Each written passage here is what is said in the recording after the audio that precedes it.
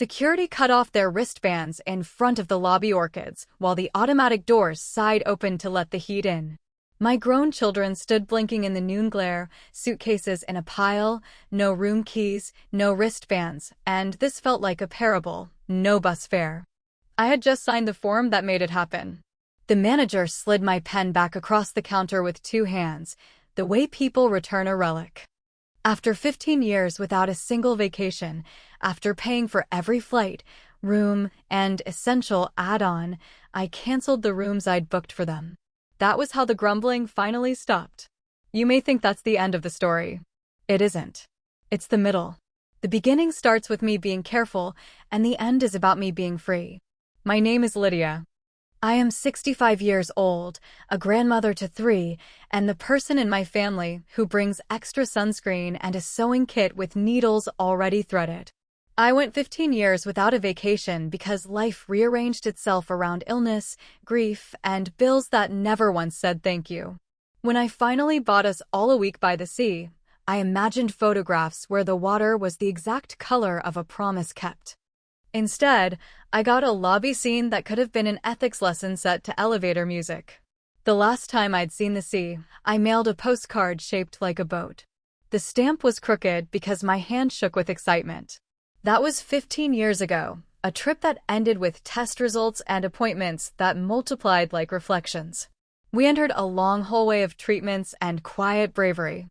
He passed. We kept going, because that's what you do when the person you once leaned on becomes the story you lean into. I went back to work at the library. I cooked Sunday dinners. I learned to make my life small so it could fit into the spaces between other people's plans. Every month I put cash into a jar with a flimsy blue lid. I taped a photo of water to the glass and called it, in my head, Blue Promise. On my 65th birthday, I counted the money twice, and then once more, because care is a habit that sticks. It was enough for something bright.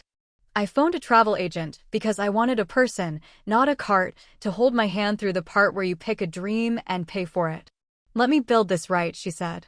Do you want peace or activity? Both, I said, which is the most honest thing I've said in a decade. She suggested Crete in May. Family rooms, warm water, old stones you can touch.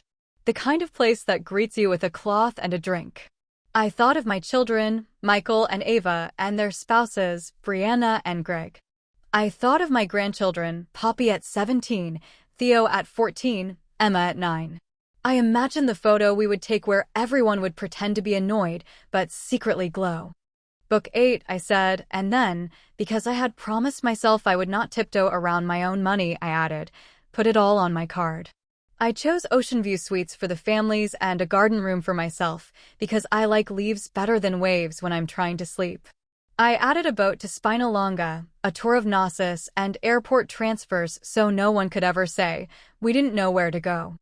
When the confirmations landed, I printed them and slid each itinerary into a different colored folder, labeled in my best librarian capitals. Preparing is a love language. It is also how you survive people who are late. The group chat began like a small weather system and grew into a storm. Brianna, do they have oat milk? Ava, is the gym 24/7? Greg can't miss leg day. Poppy, Grandma, the rooms look mid in the tag pics. Can we upgrade to the new wing? It's more aesthetic. Michael, flights are too early. Can we move to afternoon? Theo, what's the Wi-Fi like? Emma, can I sit by the window? I answered kindly at first, then firmly, then with screenshots. Yes, the hotel had non-dairy options. The gym opened at 6.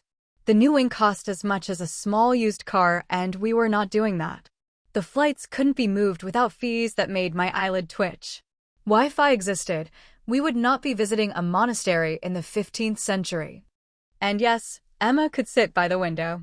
Michael called. He used the voice that got him through meetings. Mom, you know I'm slammed this quarter. We're coming purely for you. Just try not to overschedule. I booked 2 excursions, I said. And a lot of nothing. You know how Brianna is about mornings, he said. So is the sun, I said. And still, it rises. At the airport, I wore my good earrings and the soft shoes. The grandchildren hugged me like they were being filmed, and the hug was a product placement. Brianna looked at the queue and said they should have mobile agents walking the line. It's 2025. Ava asked if I'd booked lounge access. I said I brought sandwiches, which made Poppy laugh like I'd done a bit. The flight attendant asked for volunteers to swap seats so families could sit together, and somehow I ended up moving 3 times. I swapped my aisle for Theo's window because he wanted cloud pictures. I traded with Brianna so she could sit beside Michael. I took the middle near a man who snored like a small motorcycle. I read the safety card twice, not because we'd need it, but because I feel safer when I cooperate with possibility. We landed in Heraklion under a sky that looked rinsed. The air smelled of thyme, salt, and something like new pencils. A driver waited with a sign. For a moment my family took pictures with our name on a placard like we were arriving for a premiere. I let them think it. I had paid for this moment as much as for the transfer. The resort rose like chalk cliffs against the blue. There were bellmen and citrus water, and a lobby whose floor was so glossy I set my bags down before I looked up, the way you do in a church. The receptionist said my name like a happy secret. Poppy raised her phone and filmed a slow sweep. Lobby is decent, she said, but the rooms will tell the truth. The rooms told the truth, clean linens, real balconies, a view of sea that made your thoughts hold hands. The garden room smelled like leaves. I unpacked my medications, placed my folder in the safe like you would tuck in a beloved child, and stood on my balcony thinking, finally. Not because of the place, but because I had finally let myself come. It took 3 hours for the chorus to begin. The mattress is too firm, Brianna said. The mattress is too soft, Ava said. The pool is crowded, Greg said. The playlist is Last Summer, Poppy announced to her camera. I can't decompress to Last Summer. Their coffee is weak, Michael said. Theo vanished into Wi-Fi. Emma asked to swim with me. We swam. She laughed like a handful of bells had been thrown into a fountain. I sent a photo of her slicked back hair to the group chat with a string of hearts.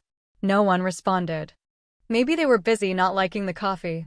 Dinner was a lesson in abundance no one wanted to learn. Tomatoes like lanterns. Bread with a crust that scolded you for cutting it wrong. Roasted potatoes that had opinions. The others grazed like critics. Poppy asked the chef for sushi. When he said no, she called it a missed opportunity. Greg inquired about the provenance of the lamb as if he were buying a house from it. Brianna recorded a story about tiny portions while 1,000 baked potatoes waited behind her in a gentle mountain. The manager wandered over, concern clasped between his palms like a folded napkin. Is everything to your satisfaction? It is, I said, and smiled until my face felt like a duty. I wanted him to know there was at least one person at the table who understood that hospitality is not a punching bag. Back in my leaf-scented room, through the wall, I heard Brianna say, she means well, but the budget vibe is killing me. I brushed my hair. I folded my dress over the chair. I took a breath that felt like making space for disappointment. Tomorrow would be our excursion. Tomorrow I would not be the budget vibe. I would be the person who stood on a fortress wall with her family and told them about postcards. I chose Spinalonga because it is a story you can walk. A fortress. A leper colony once, and still, somehow, a place where people baked bread and loved each other anyway. The boat left at 8. I told everyone to meet in the lobby at 6:45 because there is always a hat to find and a teenager who forgot time is real. At 6:30, I was in the lobby with sunscreen, water, hats, packaged biscuits, 2 extra phone chargers, and the little fan Emma had insisted I buy at the market. The concierge was arranging orchids and said, "You are early. This is the American superpower." At 6:45, Emma arrived wearing the straw hat we'd picked together. She had the eyes of someone who is determined to be useful. We sat. We waited. At 6:50, I texted, "Lobby now, please." Bus at 7:15. Boat at 8. Bring hats. Read receipts blinked. At 6:55, a couple from Manchester wandered through in matching shirts. At 7, the bus pulled up and air conditioning made a promise. I texted again. No answer. I called Michael. Voicemail. Ava. Voicemail. Poppy answered with a whisper, the low voice of someone in a place where music is still happening. Grandma, it's too early. The DJ finally fixed the playlist. We'll do the ruins another day. The boat is at 8, I said. Post the tickets. We'll meet you, she said, which is modern for we won't. At 7:15, I looked at Emma. She looked back, the way 9-year-olds do when they're handing you your own courage. Shall we go? She said. We shall, I said. We sat near the front. The bus breathed us in and went. Messages pinged like tiny birds pecking at a tin roof. Brianna, skipping. Spa day. After that travel day, we deserve it. Ava, gym at 8. Leg day. We'll catch the next one. Michael, rain check. Love you, Mom. Poppy posted a boomerang of coffee with whipped cream and the caption self-care rocks. The sea around Spina Longa was the color of something healing. We walked the walls. We listened to a musician play a song that sounded like a memory fixing itself. On the boat, Emma taught me how to film people without wobbling. We ate fish that tasted like honesty and bread that broke with a sound you can trust. A woman asked if it was just us. It is, I said. I didn't say what else it was, a rehearsal for the part where you stop waiting for everyone to be ready. We returned to the hotel at 2. The family was at the pool. The sun had painted them pink. They were laughing the easy laugh of people whose only schedule was fries arriving hot. There she is, Michael said, like I was late. How was the history thing? It was a fortress, Emma said, eyes bright. Cute, Poppy said, still scrolling. We booked massages. We put them on your room. The sentence fit in my ear the way a splinter fits your skin. I walked to the desk with my folder because I am from the generation that knows paper is how you make truth stick. Revenge, when it came, did not feel like smashing a plate. It felt like reading terms. Hello again, Ms. Antonides, said the front desk manager. His name badge said Fotis. His eyes said, we are trained for this, but we hope we never have to be. I am the contracting party on 3 rooms, I said, and placed the reservations down in order. I authorized charges up to today. I am withdrawing authorization for the 2 suites afternoon tomorrow. I will remain in my garden room.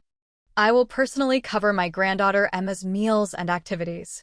For the other rooms, any further nights or incidentals must be paid directly by the occupants. He blinked once. Service professionals learn to blink slowly so they do not look alarmed. May I ask if there is a problem? There is a boundary, I said. I slid across a copy of the clause that allowed primary guests to change payment methods with notice. My travel agent, may her coffee always be strong, had circled it in blue. He read. He nodded. We can do this. It will require the occupants to present their own cards by noon tomorrow. If they cannot, you will check them out, I said, as if we were discussing luggage storage. Please also reverse any spa bookings made this morning under my room without in-person authorization. He made the calls. He returned the pen. We will be discreet. I will be visible, I said, and went to the beach. Emma and I let the water decide what our legs should do. I sent a message to the family chat while my feet were still damp. Team, I've adjusted the reservations. Please add your own card before noon tomorrow to extend your rooms. I will cover everything through today. Love, Mom/Grandma. For an hour, no one replied. Then, a flurry. Ava, is this a joke? Michael, can we talk? Brianna, we didn't budget for this. Poppy, Grandma, I can't sleep on an airport floor. It will wreck my back. Theo sent a gif of a sinking ship. Emma and I built a small castle and let the tide edit it. At breakfast the next day, they were late. At 11:30, they were in line for crepes, laughing. At 11:50, I walked to the desk because I prefer my consequences punctual. I sat in the lobby with my book. The orchids watched like the world's politest jury. A bellman rolled out 2 luggage carts and parked them just inside the automatic doors. At 11:59, Greg appeared at the desk with a folio in his hand and a frown like he'd just discovered rent. There's a mistake, he said. The system says we don't have a card on file.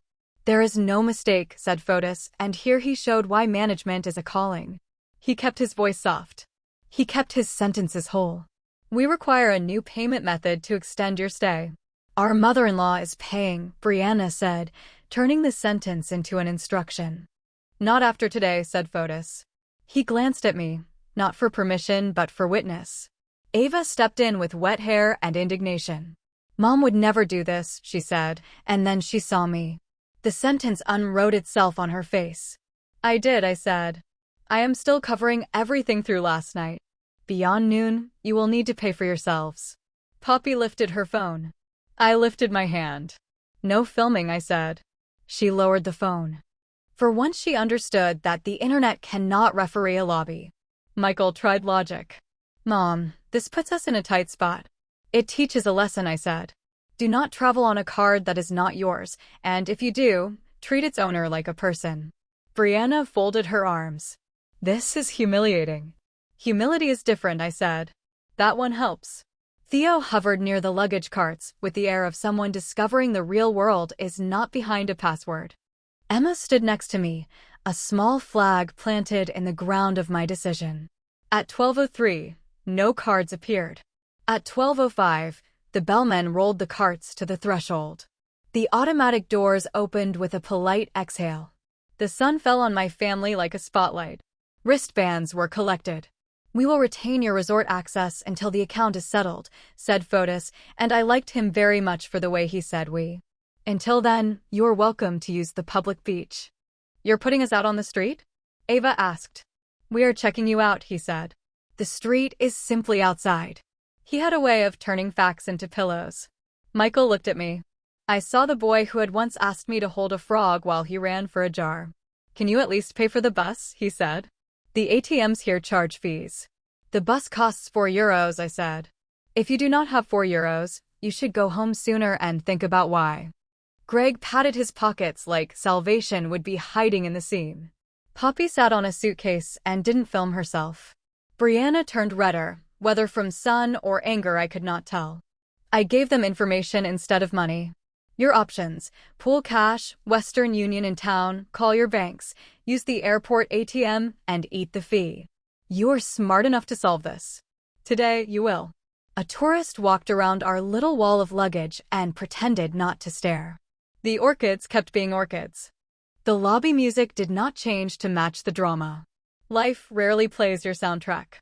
Come, Emma, I said. We have a food tour. You can't leave, Ava said. I already did, I said, and we walked out, but not through the big doors.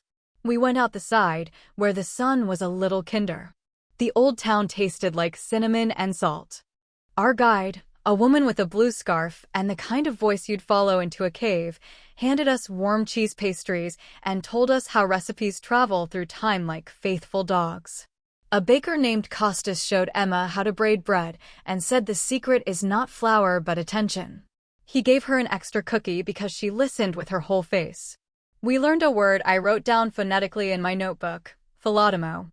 It lives somewhere between honor, duty, and the love that tries to do right even when no one is watching. I thought of wristbands collected like overdue library cards and wanted to shake the hand of whoever invented terms. I also wanted to write a letter to the person who invented wristbands.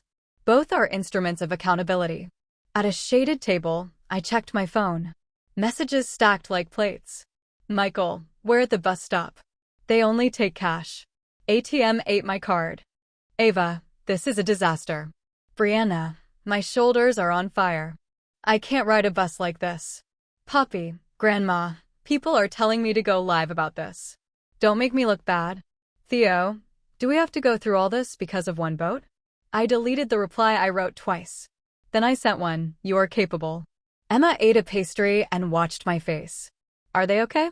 They will be, I said. They've forgotten they can be. That night, we ate by the water. The fish was the day itself, grilled. Emma asked, do you regret it? I regret waiting so long to teach the lesson, I said. Will they forgive you? She asked. Probably, I said. But that's not the standard. The standard is whether I can stand myself. The next morning smelled like oranges and a plan. We went to a pottery class in a studio where the windows were open to let in opinions from the birds. Our bowls wobbled and then learned. Emma pressed her thumbs into the clay and said, look, it's listening. I checked my phone only when we were washing our hands. Michael had called. I called back. He answered, sounding older. We made it to the airport, he said. A man at the bus stop spotted us counting change and told us to keep our dignity. He paid and said to pass it on. We did, at the airport ATM. We slept on chairs.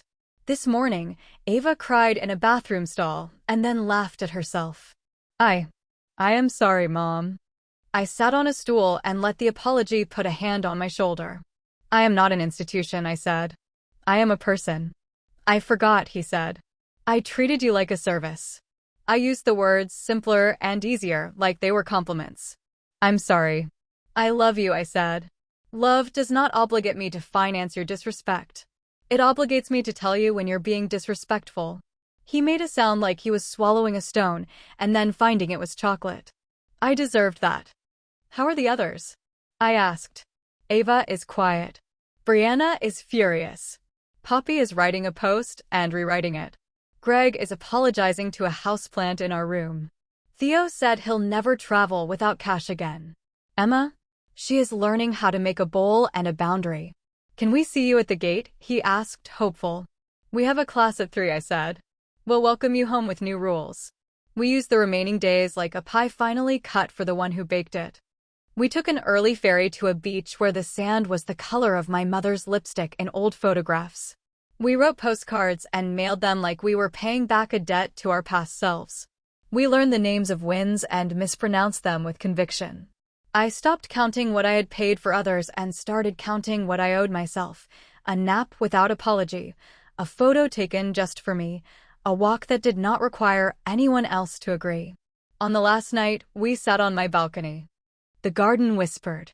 Emma leaned her head on my shoulder and said, when I'm grown, I want to be the kind of person who shows up at 6:45. You already are, I said. We packed slowly. I looked at my folder in the safe and thought how strange it is that power can look like paper until the moment you use it. Home is where the mail waits like a chorus. Among the bills was a note from my travel agent. I hope your next trip is just you and people who say thank you. I put it on the refrigerator under a magnet shaped like a lemon. I invited everyone for Sunday dinner. They arrived with flowers and the faces of people attending a meeting about a topic that might be them.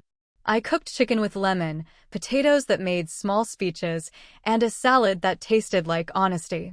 I put phones in a basket by the door. Even Poppy obeyed. We ate. We remembered how to pass things with grace. Then I cleared my throat and passed around papers, not contracts, but a calendar. Picnics. Walks. Movies. Things that ask for presents instead of a card. I have new rules, I said. 1. I am not your first resort for money. 2. If I pay for a thing, gratitude is not optional, it is a condition. 3. Where I place my card, I place my boundaries. 4. The best memories we will make will not require a wristband. Ava's eyes filled. I let busy become rude, she said. Brianna spoke like she was learning a new mouth. I confused preference with requirement. I'm sorry. Greg rubbed the back of his neck. I forgot that expectations don't make a thing yours. Michael didn't dress his apology. He put it on the table like bread. Thank you for making me find the bus. Poppy? I asked. She looked at her hands. I didn't post, she said. I almost did. I wrote something that would have made people agree with me. I deleted it. I'm sorry, Grandma. Keep deleting what doesn't help you be kind, I said. Theo cleared his throat. I'm going to carry cash. Emma beamed as if the salad had done it. You do not become a different person because you cancel a room. You become the person you were when you put the money in the jar. I took a weekend alone 2 months later. A bed and breakfast by a river. The owner warmed the marmalade on the sill. I read a mystery on a bench. I ate soup at a cafe that spelled my name Lydia on the receipt and kept the paper like evidence that the world is not trying to get you specifically. I slept in a bed I made myself and woke up grateful to the woman who paid for it, me. At home, the changes were small and real. Michael sent me a photo of a travel guideline he'd circled. A good host is not a genie. He wrote, lesson learned. Ava started meeting me on Tuesdays for a walk even when the sky couldn't decide. Brianna made me a cretin salad in my kitchen, and when I poured the olive oil heavy, she did not correct me. Greg discovered that leg day can be a hill with your kid at the top. Theo learned how to print a boarding pass without asking for help. Poppy started volunteering at the library's after-school program, teaching kids how to hold a phone steady and their tongues kinder. Emma and I made more postcards. We actually mailed them. We kept our promises to paper. You are waiting for advice. I can feel it like air pressure. I am not a guru. I am a woman who chose a desk over a scene and then discovered the scene came to the desk anyway. I learned this. Generosity without boundaries invites disrespect. Gratitude is a currency. If you stop accepting it, people will try to pay with something smaller. Love is not a buffet where you heap demands and skip thank you. You are allowed to cancel a room and keep your dignity. On nights when sleep dodges me, I picture the lobby. Cool marble, orchids like little standards of care, suitcases parked like a moral you could trip over. I hear the automatic doors exhale. I hear Emma's voice beside me saying, I'm ready. I am 65. I have more vacations in me. Some with my family, who will pack cash and humility. Some with my quiet, which requires no check-in. I will stand on fortress walls and let the wind test my hat. I will put my card on the counter only when doing so does not set fire to my self-respect. I will be on time to the bus I said I would catch. I will carry a sewing kit with threads already pulled through.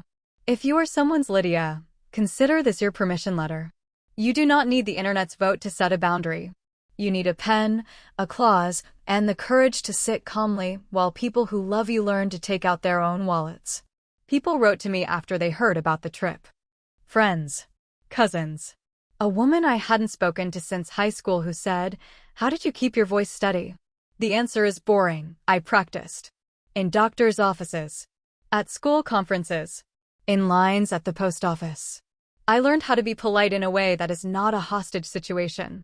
One cousin wrote, "Didn't it feel cruel to see them outside?" I told her the truth. It felt like a reset. Cruelty is surprising someone with a bill they did not incur. Boundaries are inviting someone to carry their part. For weeks after, the children brought up the lobby. They do this thing where they reenact the moment from their angle and then wait to see if the script changes. Poppy tried it once. Remember when you made security cut our wristbands? I said, I remember when you decided a spa was more important than a promise. She nodded, like we had both named it properly and could set it down. Emma wrote an essay at school titled Showing Up. She described waking before dawn, combing her hair, tying her laces carefully because she didn't want the day to trip her, and sitting in a lobby with her grandma who smelled like hand cream and patience. Her teacher underlined a sentence, "Being on time is a way to love people." I put that sentence on my refrigerator next to the lemon magnet. You want shocking details? Here are the ones that matter. I do not mean scandal. I mean the kind of details that make you stop stirring your tea. The spa canceled the massages and refunded my card. Do you know what happened to the time that opened up? My family used it to complain about my decision. Complaints, I have learned, expand to fill the container you offer them. Shrink the container. Offer a teaspoon. At the bus stop, a stranger paid for them because he overheard shame under the raised voices. It turns out the world is full of people who will help you when you are humble. It is also full of people who will teach you humility when you are not. I cannot thank that man, but I pass him forward in little ways. I now keep 2 bus tickets in my wallet and look for the person patting their pockets while pretending to be fine. At the airport, they slept on chairs. They survived. They ate bad sandwiches and did not perish. They remembered, perhaps, that discomfort is not fatal and gratitude is free. Back home, Brianna called to tell me that a friend had said I was hardcore. She didn't mean it as a compliment. I decided to hear it as one. Sometimes you have to be firm enough to set a family straight. The word firm is in the mattress complaints. It felt fitting. We did not become perfect. We became a little more honest. That was enough for the next step. A month later, I suggested a low-stakes outing, a picnic at the lake with a bring-what-you-can list. They brought. No one texted me asking if organic grapes were required. Poppy sat on a blanket and taught Emma how to frame a photo where the sky doesn't bully the grass. Theo brought a book and didn't hide it behind his phone. Michael brought a deck of cards and said, "No money games." Greg found a hill and walked it like it owed him nothing. Ava pulled me aside. "I'm embarrassed," she said. Not just about the lobby. About how I have been asking the world to walk around my preferences like they are pillars. It is easy to mistake convenience for kindness, I said. They are not twins. I feel like I should do something grand to make up for it. Do something small and repeat it, I said. That's how grand happens without growing a cape. She started doing the dishes after Sunday dinner without announcing it. That is how good replaces grand. I kept the travel folders in a drawer where I could find them if I felt myself shrinking again. Sometimes, to keep a boundary, you need to touch the paper that started it.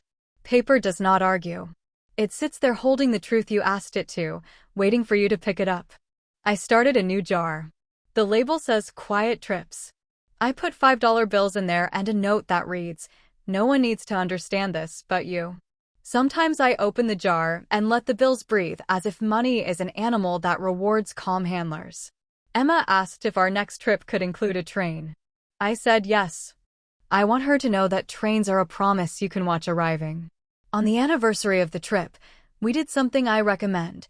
We sat around the table and told the story, each from our own lens. We made a rule ahead of time: no sarcasm, no online slang, full sentences. We pretended the internet had never invented scorekeeping. Michael went first. I thought Mom would always pick up the bill because she always had. I mistook habit for entitlement. Ava said, "I thought the gym mattered more than the fortress. The fortress will outlive my legs." Brianna said, "I thought my standards were the room's problem. My standards are my own to fund." Greg said, "I thought expecting meant deserving." Poppy said, "I thought an audience made me right." Theo said, "I thought the bus took cards." Emma said, "I thought waking up early was boring.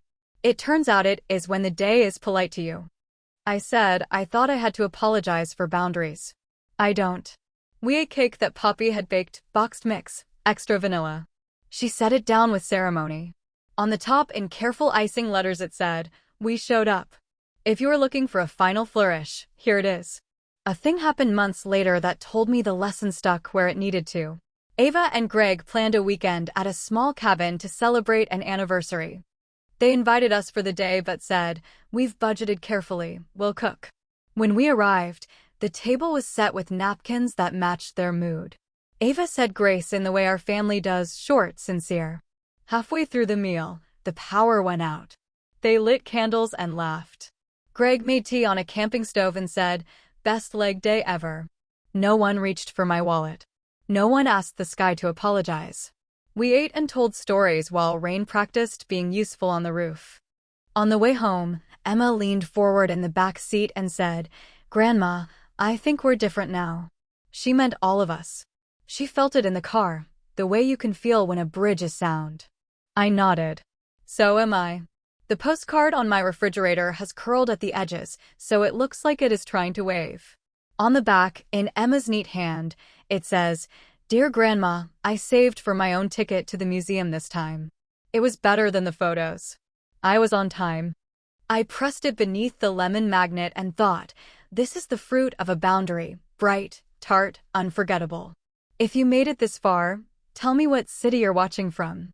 And if you're someone's Lydia, ask the only question that matters when invitations go out and itineraries are printed. Do they show up at 6:45? If not, you know where the front desk is. You know how to hold the pen. You know what your name sounds like when someone says it with respect. You know where the bus stop is and that, if necessary, they can find it too. Epilogue. What I would tell the lobby orchids. You are in the story, but not the scene. Your job is to keep being beautiful while people learn what they came to learn. You do not wilt when someone gets loud. You do not perk up when they decide to be kind. You stand there, proof that quiet can be stunning. I want to be more like you. I do not know if anyone in the lobby that day remembers me. I hope they remember the feeling, though. The moment when a woman stood up for herself without standing on a chair. I hope they remember that wristbands are not bracelets.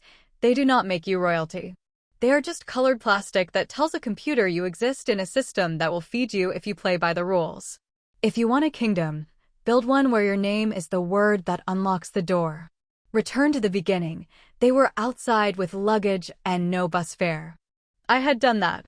It was shocking because I am a grandmother and grandmothers are supposed to fix things while humming. I sing different songs now. I still fix things. Mostly myself. My grandmother told me this story. Thanks for watching this video. Bye bye.